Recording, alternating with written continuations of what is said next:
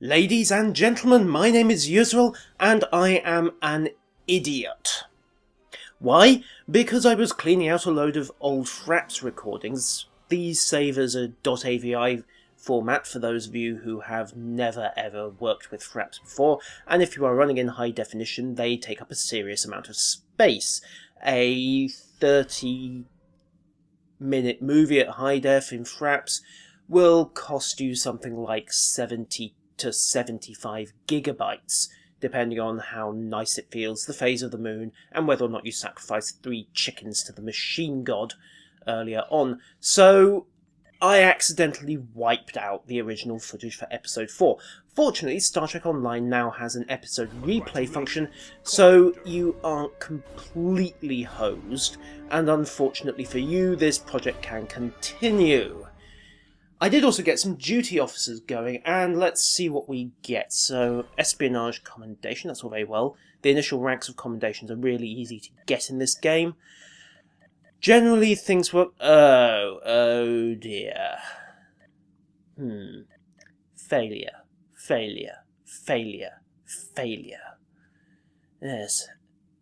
It turned into a litre of orange-brown goop and attempted to escape through the venting shafts. How on earth could it not be a changeling? Never mind. And,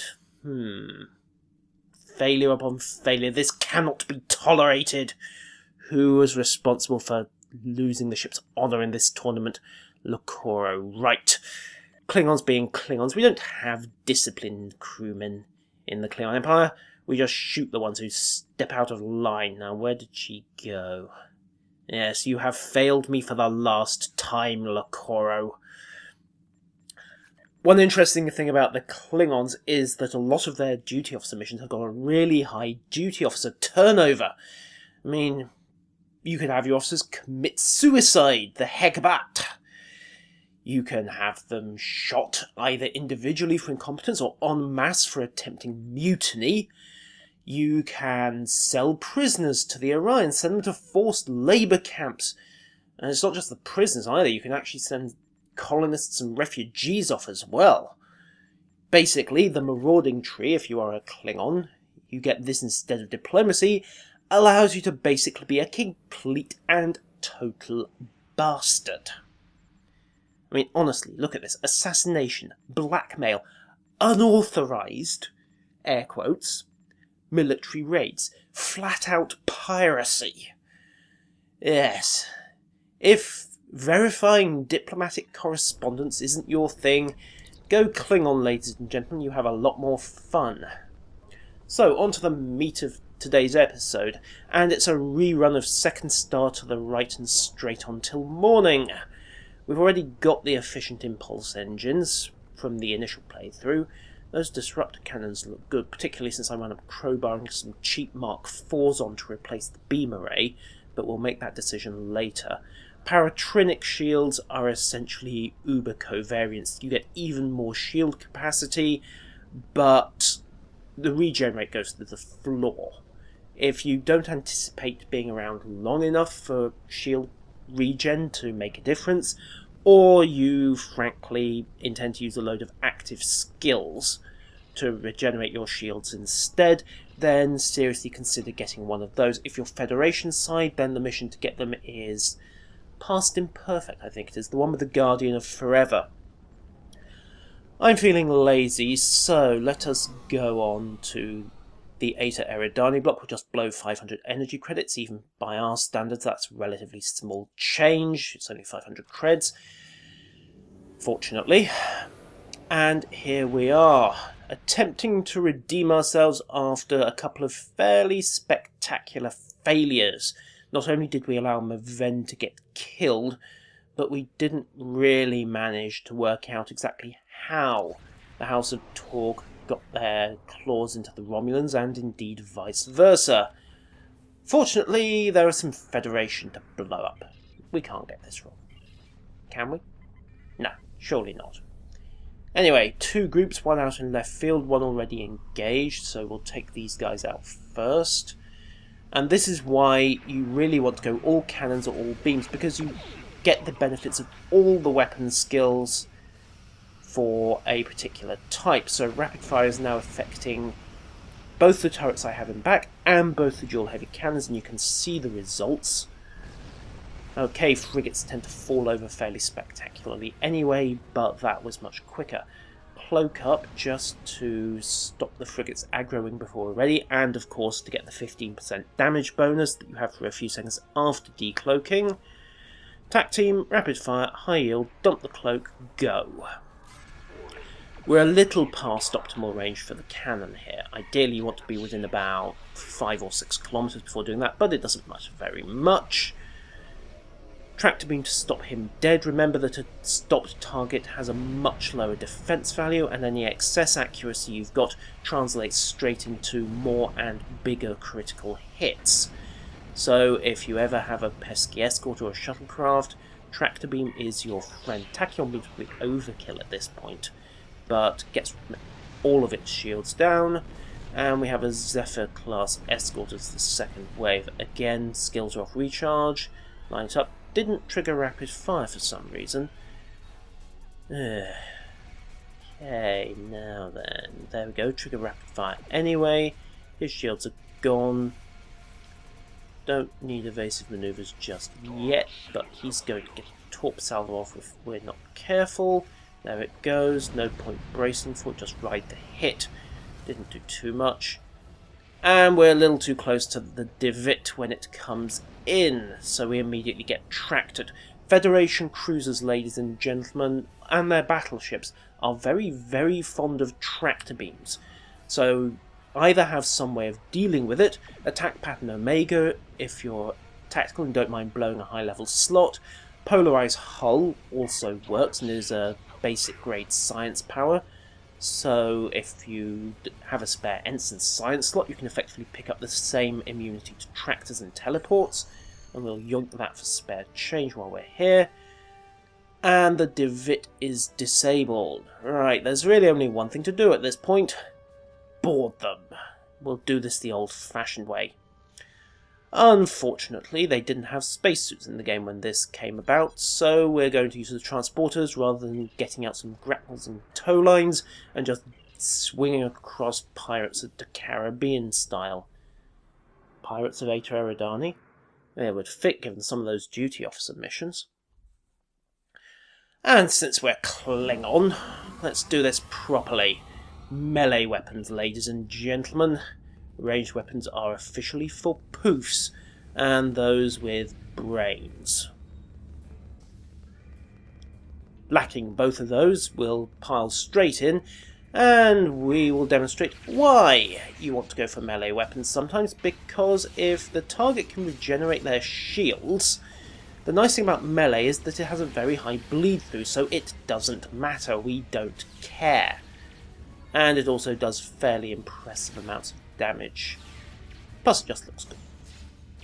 And it's one of those cases where against players it's often, what on earth is he doing? Nobody is so stupid as to use 2 feet of sharpened steel when there are energy shotguns in the game, and you might occasionally get a few seconds of confusion in which to do something clever.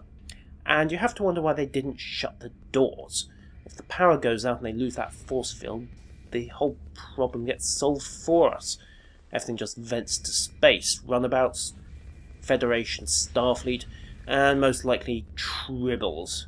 This ship was no doubt carrying bioweapons, everything seems to. That is a stun grenade, ladies and gentlemen, and I can only assume that that was one of the Federation tacticals, because fortunately, with the exception of plasma grenades, friendly fire doesn't exist in this game. However, if somebody does start chucking around Mako candy, as our specialist PvE guys have a tendency to call it, don't stand in the green stuff. It's very, very bad. Right, speaking of very, very bad, we also have puns. Horrible, horrible puns. Out-de-witting... Oh, Lord. Yes. Whoever did the Clingin episodes really, really liked their puns. Mind you, I probably shouldn't be criticising that too loudly. I've indulged in a few myself in this series already. Now then, more Starfleet, more blood, more violence. You can't have too much of these, just like you cannot have too much DACA and too many sharp, pointy objects. Choppy, choppy, slashy, slashy. Now then, finish these guys off. Pop, pop. Or rather, stab, stab, slash, slash. What? The little coward. He was hiding in the cupboards. Actually, no, no, he was just clipping. Oops. And... I have no idea what just happened there, but who cares, it got rid of him. Now then, we'll pass on the lockbox. I've got quite enough of those already. Now then, what's next, what's next, what's next? Oh yes, main engineering. Yes. Oh well. Do this with the usual and characteristic lack of subtlety. Storm them. And hope we can take him out quickly before things go wrong. Completely run past his stun grenade, and as you can see there, his shields are still up, but we're nicely hacking through his health bar. Oh yes, and combat medics, ladies and gentlemen, the little sods will res their colleagues. So have interrupts handy, or just remember that the Klingons didn't sign up to the Geneva Convention, and shoot the medic first. And this is why flanking damage is very, very bad. Never turn your back to the enemy. Fortunately, if you hit call for help, the AI is smart enough that it will come over and get you back on your feet. Thank you, Kobor. Extra blood wine ration for you. Alright, let's just toggle around, see if we can flank this guy quickly. And then realise it doesn't matter, because when you have 4 bridge officers shooting at somebody, they tend to fall over anyway. Now then... oh yes, the force field. Mustn't get carried away. And apparently the USS DeWitt was too cheap to afford its own graphic for the console, so we've just disabled the Enterprise's security fields. All well and good, but I'm not sure how it helps us. And we've now got a security team on top, and I really hate phaser stuns. Annoying. Annoying as a very annoying thing. And I have to watch my language because this is YouTube and you cannot have foul language on the internet. No indeed. Think of the children. He says as he buries a bat'leth in somebody's skull. Yes. No double standards there at all. Again, we'll just kill the medic. Choppy, choppy. Right, nice thing about this is that in theory you can interrupt them. Of course, in practice you're usually too late because it only takes a couple of seconds. And unlike World of Warcraft, you essentially have an infinite supply of combat reses, so... oh yes, and everyone can res on your side. It's not just these medic-type characters, which is kind of handy, since you can potentially run an all-tactical or all-engineering team. Turret spam for the win, ladies and gentlemen. It gets quite interesting. However, taking a science character along is always good, if only because they do get most of the healing powers and you're not reliant upon medic generators to do the job. Obviously tactical cannot heal. Medicine is for those other, lesser character classes. Science, engineering. We are warriors! Are we not? Aren't we? Aren't we? Did I miss a memo somewhere? Right. Onwards we go. Now, where is this turbo lift? Does it matter that we are having to kill off their entire crew? No, I don't think it does. Really don't think it does at all. Right, what's next? Dinner, it would seem, right? Bar fight, ladies and gentlemen. Apparently they were using gas stoves. What can I say? This is the 25th century, the electric hot plate hasn't caught on. Perhaps, fortunately. At least you can't threaten to burn the cook alive with an electric plate. At least not very quickly. I mean, technically it would count as a burn if you held their head to the plate, but... Kobor, right, so much for the blood wine ration. We're even, and we're never mentioning it again. Alright, just polish this chap off. There we go. Right, I think we just cleared the entire room without even trying. I really need to get a specialist melee kit if I'm going to carry on playing with this kind of style. I'm not really touching my existing powers. Handy as grenades are, as an opener if the enemy's bunched up, there's something instead of just barreling in, particularly if you are Klingon. It's actually kind of fun.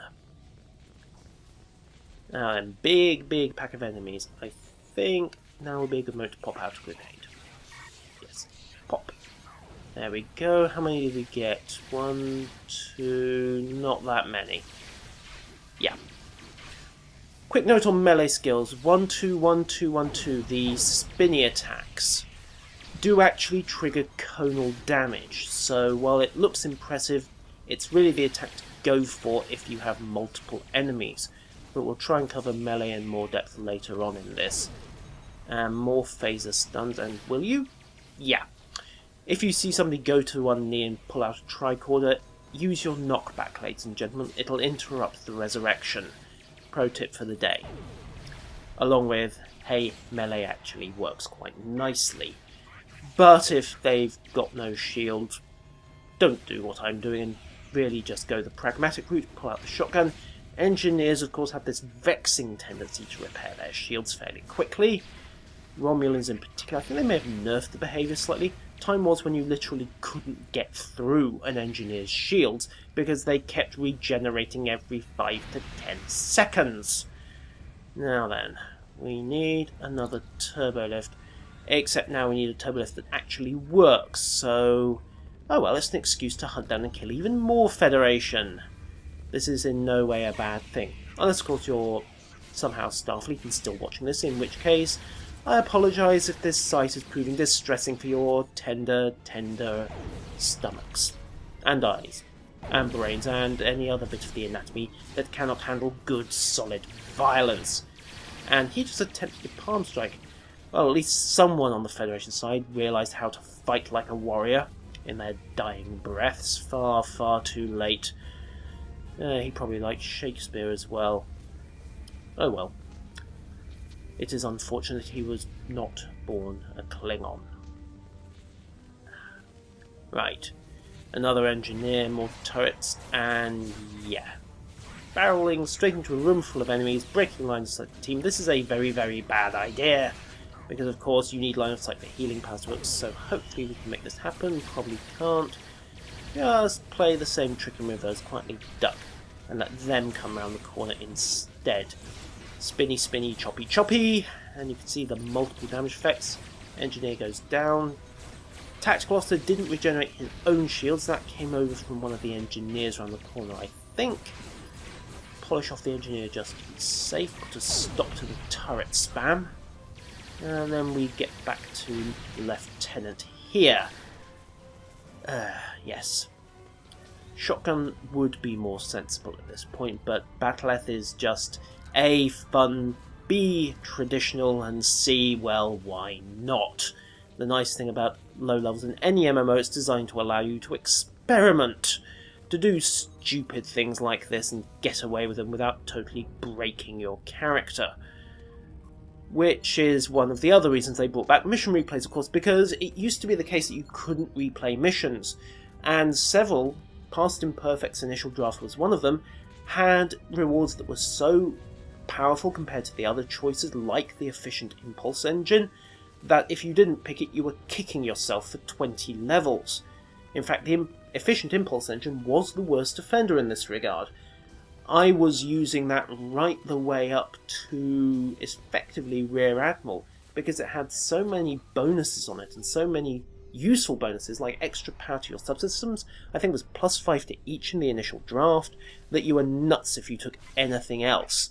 And of course, people who did take something else and didn't initially realise were left kicking themselves for extended periods. The Klingons, who just flat didn't get access to it in the first place, well, it went some way to making up the fact that we had cloaking devices and the Federation didn't in the initial version of the game. But yeah, there were some serious balance issues. Still are in PvP, which is why it's going to need a fairly major overhaul.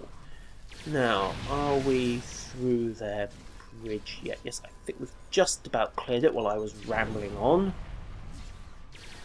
Yes, I think we are done here. He must be the last one to take out. Like I said, fortunately there is no friendly fire, or that grenade would have merited a batleth to the groin for whoever threw it. Right, now find the captain, who is just standing there and not defending his ship at all. Right then. Melee combat, ladies and gentlemen. 1-2-1, left, or right, left. Alternating combos trigger a series of quick strikes, as you've seen me use multiple times.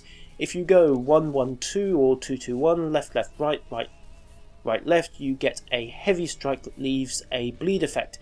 And in order to stop my bridge officers getting through him while I'm trying to demonstrate this, we'll switch them to passive. That little circle icon at the top left of the bridge officer panel, you'll notice they're now not shooting at him. They're merely saying harsh things about his mother. Right. Now then, Mr. Hollingsworth, what is the purpose of the goggles? What do they do? What is the secret? What are the access codes to Zion? Yes. Yo, you will.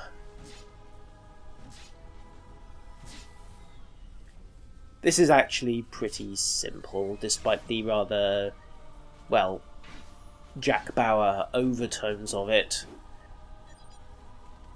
Yes, we'll let your crew go. Would that be with or without the ones we slaughtered? Probably... Actually, no, there aren't any live ones left. We slaughtered them all, didn't we? Yes, you will, Mr. Hollingsworth. 5 lights. 5 lights. Say it with me.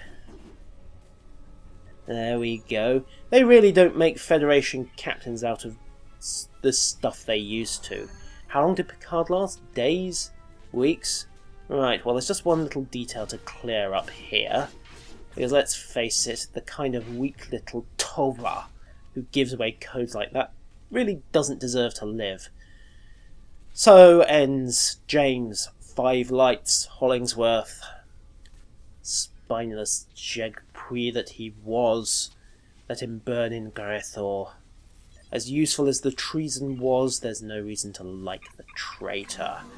So, we have the access codes to the Sol defense grid, which means that we likely won't get blown apart the instant we get to Pluto's orbit. First things first, I have a few little loose ends to clean up. That ship is undoubtedly carrying prescribed, horrible, ecosystem-destroying bioweapons. Namely, somebody had a pet tribble. So there can only be one cure, and that was it. Now then, hail the Chancellor. Hi, boss, we didn't actually screw this one up. And not only that, but we got a bonus into the bargain. Hopefully he'll be happy. Alright, frontal assault on the Sol system. Did we actually suggest that? Well, clearly we did. I mean, it wouldn't be like the Chancellor's trying to get rid of his most incompetent starship commander. Not to mention the officer who offed a member of his own house by suggesting a virtual suicide mission. This isn't paranoia. We don't do hose jobs. Much. So, let us continue on. Alright, welcome to Utopia Planitia. Apparently we warped him without being cloaked, which is an oddity.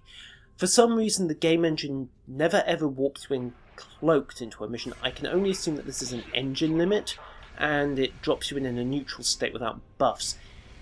It would be nice occasionally to see a stealth mission on the Klingon side where actually warped in cloaked and had to tiptoe through the initial phases. Like any stealth game, it tends to be a case of quiet in, loud out. But no, actually no, that's a lie. Hitman and Thief, of course. The ideal was quiet in, quiet out, and nobody the wiser you were there. But since there are no shark tanks, gas barbecues, or indeed Taffer-hating guards to be had, we'll just do it with disruptors instead. Fortunately, the battle cloak means we only have to spend 20 seconds on each of these phases, and we can pop away 2 of the turrets and ignore the third because we're abusing line of sight on the comm satellites. So, drop the cloak, drop the weapons effects, and off we go. You'll notice I'm switching target while the weapons fire is still in flight. You get a feel roughly for how much takes out a given turret, and it's just a question of efficiency really.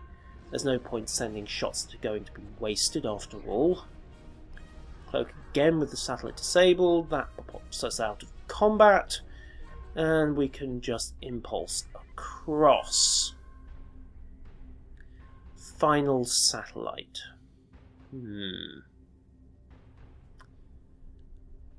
Now, ostensibly, of course, we are, what, a couple of light minutes from Earth? You all know what Starbase 1's dock traffic is like in Earth orbit.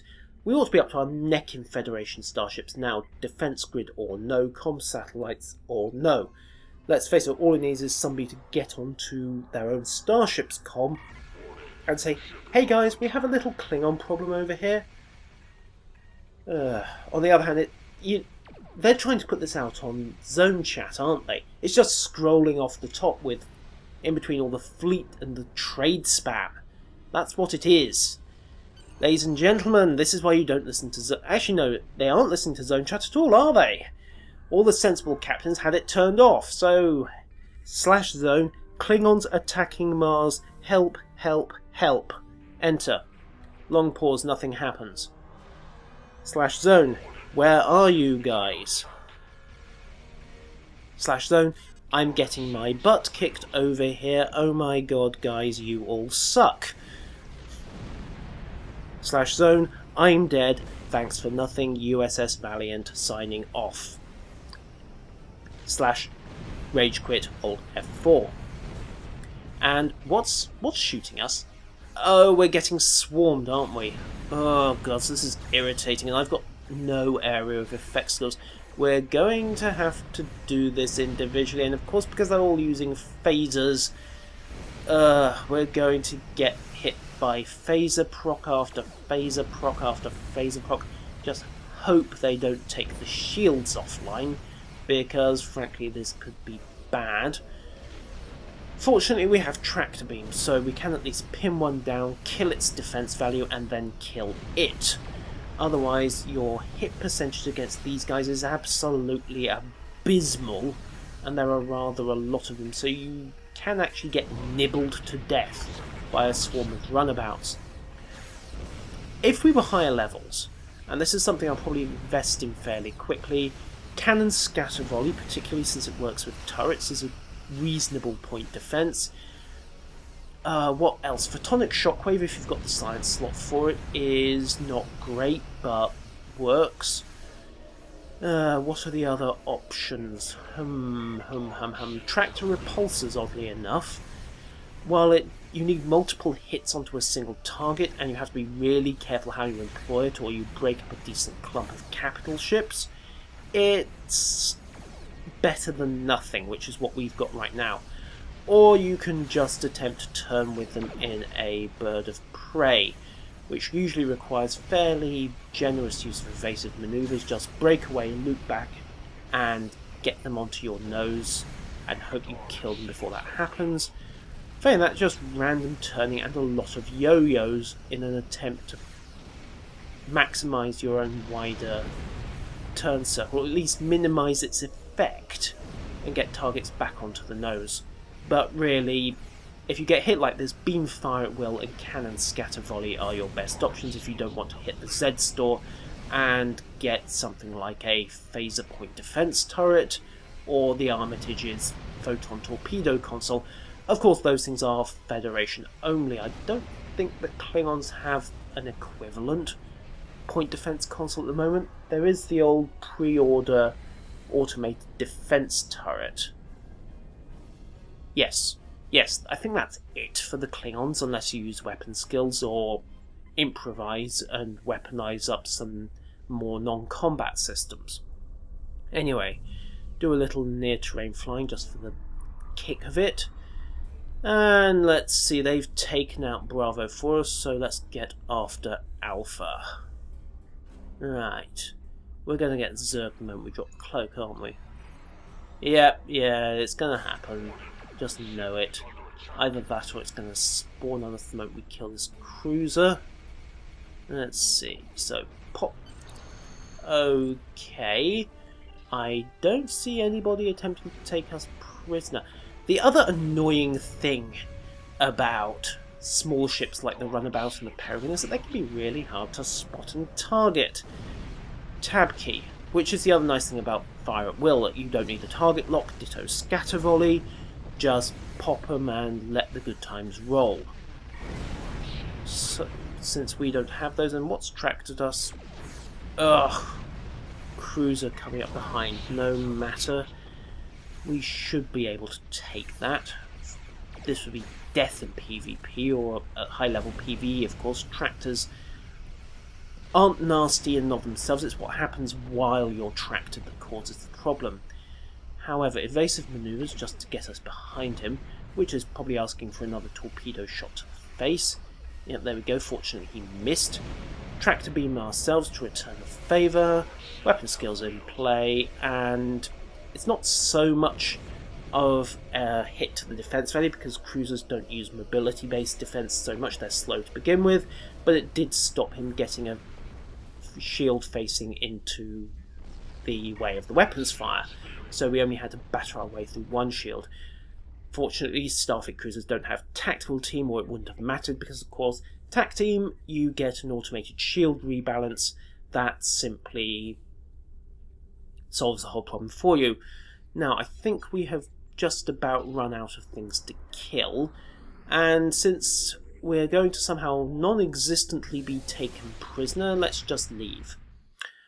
Which is not flight from combat, not at all. We are not fleeing, our objectives were achieved, the mission was a success, and we were engaging in a tactical withdrawal to avoid the unnecessary waste of resources. Honest, Chancellor. Honest. Right. So let's go for the cannons as an upgrade, because, as I said, we've still got White Mark 4s as one of our setups. And for our next episode, ladies and gentlemen, we're going to get some idiots back. I'll see you then.